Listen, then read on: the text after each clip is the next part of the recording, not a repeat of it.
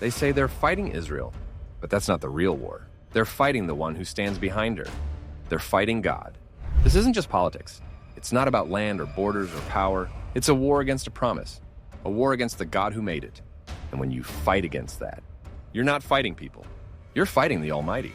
And no one wins that war. This war didn't begin with Iran. It didn't start in 2024 or in 1948 or even in ancient Persia. It started when God chose a people, when he made a covenant with Abraham, a covenant of purpose, of destiny, of redemption. Every empire that rose against that covenant fell. Egypt, Babylon, Rome, they weren't fighting just a nation. They were fighting the God behind it. And now Iran steps into the same story. Not the first, not the last, but still on the wrong side. Iran's leaders say they hate Israel, but Israel is just the surface. The real target is the God who chose her. They reject the idea that God still chooses, that he keeps his promises, that his word didn't expire. Because if God is still faithful to Israel, then he's still active in the world. And if he's active, they're accountable. This isn't just hatred, it's rebellion.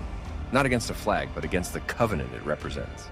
You can launch missiles, you can shout threats, you can mobilize armies, but you can't erase a covenant. God doesn't defend Israel because it's perfect. He defends it because it's chosen.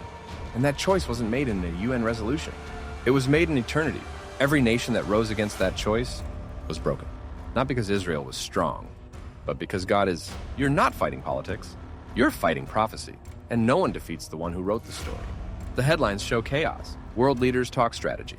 Analysts talk geopolitics. But the Bible already told this story, long before any reporter did. The prophets saw the nations rage. They saw Israel surrounded. They saw darkness rise. But they also saw something else. God unshaken, still faithful, still defending his word. So when you see Israel in the headlines, don't just see conflict, see confirmation. That what God promised, he's still fulfilling. God didn't choose Israel by accident. Through this nation, he gave the world his word, his prophets, and his Messiah Yeshua, the one the world calls Jesus. Israel's existence is not a political coincidence. It's a spiritual sign, a reminder that God is not finished with his plan. And that's why the hatred burns so fiercely. Because Israel isn't just a people, it's a message the world can't silence, and Iran can't destroy. To curse Israel isn't just to oppose a nation, it's to stand against the God who chose her. That's not a political statement.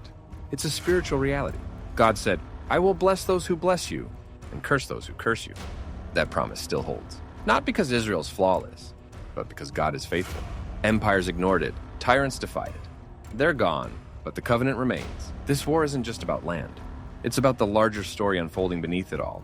It's about a God who keeps his word, a nation he refuses to abandon, and a world that still has a choice to make. So where do you stand? With headlines that change, or with a promise that doesn't? Because this isn't just history in motion, it's prophecy in real time. And whether you realize it or not, you're part of it. If you believe God is faithful, then stand with what he has chosen. Not because it's popular, not because it's easy, but because it's true. Blessing Israel isn't about politics. It's about alignment with the God who made a covenant and never broke it. The war may be loud, the hatred may be fierce, but the promise still stands, and the one who made it still reigns.